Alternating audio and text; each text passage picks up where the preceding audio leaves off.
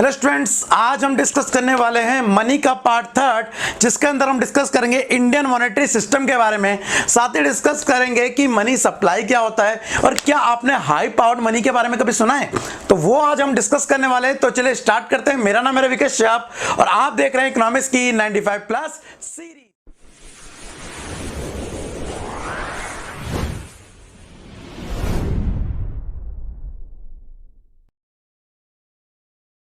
तो स्टूडेंट्स, आज हम मनी को स्टार्ट करने वाले हैं, इसका पार्ट थर्ड।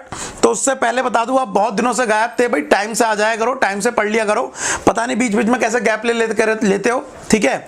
तो ऐसा गैप मत लिया करो भाई, टाइम से पढ़ लिया करो सारा सिलेबस, ठीक है? कितने सारे लोगों ने मिस किया, जल्दी बताओ, कमेंट कर देना। जितने लोगों ने मिस किया एक बार कमेंट करके बता देना, हाँ सर मिस किया, तो फिर मुझे समझ भी आएगा कि हाँ मेरी कोई वैल्यू भी है। अदरवाइज तो फिर तो बनाओ ना बनाओ बात एक ही है ना। चलिए कोई बात नहीं। तो आज सबसे पहले हम बात करेंगे इंडियन मॉनेटरी सिस्टम के बारे में। देखिए, इंडियन मॉनेटरी सिस्टम के अंदर सबसे पहली चीज आपको समझने वाली बात है कि हमारे यहाँ अगर सिक्कों की बात करें या कॉइन की बात करें या नोट की बात करें, तो क्या आपने 1 रुपए के सिक्के देखे? बिल्कुल देखे होंगे। पता नहीं आप में से कितनी जनरेशन ऐसी होगी जिसने 50 पैसे का सिक्का और चवन्नी सुना है, 25 पैसे का सिक्का देखा है। मैंने तो देखा था जी, 25 पैसे भी देखे थे मैंने और 50 पैसे भी देखे थे।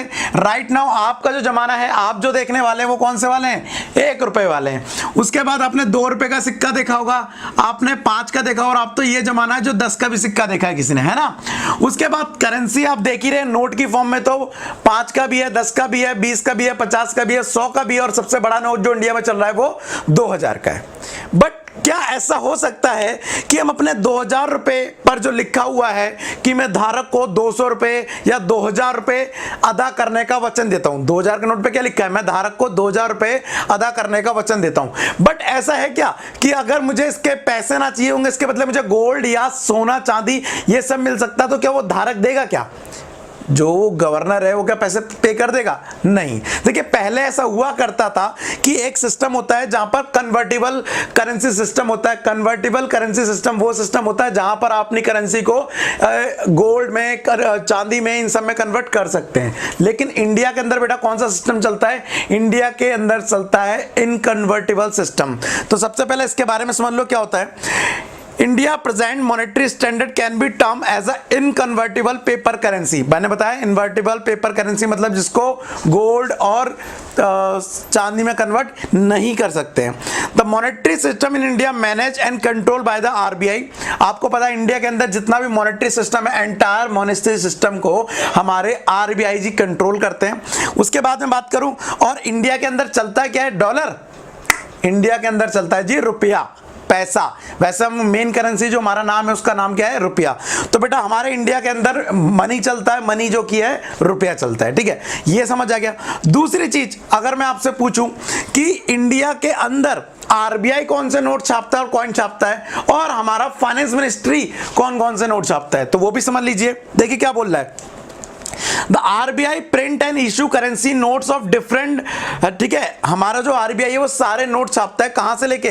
ध्यान रखना, यहां से वो नोट छापना चालू करता है 2 से लेके, और 2 रुपए से लेके वो कहां तक छापता है? 2000 के नोट तक छापता है। भैया ये वीडियो बन रही है 2020 में, तो 2020 के अंदर इंडिया में जो हाईएस्ट करेंसी वो 2000 का नोट है। कल अगर कहीं 2025 में ये वीडियो देखे और 5000 का नोट आ जाए तो मेरी गलती नहीं है, मैंने 2020 में बनाई है, तब तक तो हाईएस्ट 2000 का सिक्का है। अच्छा, सिक्का बोल रहा हूं, करेंसी है, नोट है। और इसको कौन बनाता है बेटा? इसको प्रिंट करता है आरबीआई। अच्छा, 2 से चालू किया, इसका मतलब 1 रुपए का क्या होता है जी? 1 रुपया फाइनेंस मिनिस्ट्री छापती है। कौन? फाइनेंस मिनिस्ट्री, या 1 रुपए का सिक्का फाइनेंस मिनिस्ट्री। लेकिन अब वो फाइनेंस मिनिस्ट्री भी किससे काम करवाती है? आरबीआई से। तो आरबीआई इससे परमिशन लेता है, आरबीआई को ये इंस्ट्रक्शन देते हैं कि ये नोट छाप दो, ये करेंसी छाप दो। छाप वही रहे, लेकिन हां परमिशन किसकी होती है? फाइनेंस मिनिस्ट्री की होती है।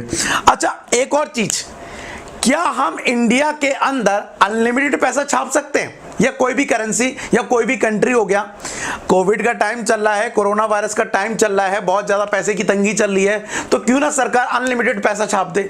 तो बेटा ऐसा भी नहीं है, अगर अनलिमिटेड हम पैसा छाप देंगे तो हमारी इकोनॉमी बिगड़ जाएगी, सभी के पास पैसा आ जाएगा, डिमांड क्या हो जाएगी, ज्यादा हो जाएगी, सप्लाई क्या हो जाएगी, कम हो जाएगी, और इन्फ्लेशन रेट बहुत तेजी से बढ़ेगा। किसी दिन डिटेल में समझाऊंगा किसी और फर्दर वीडियो में, बट राइट नाउ आप इतना समझ लीजिए कि आपको ये वाला फंडा समझ आना चाहिए। कौन सा वाला? 200 करोड़ का।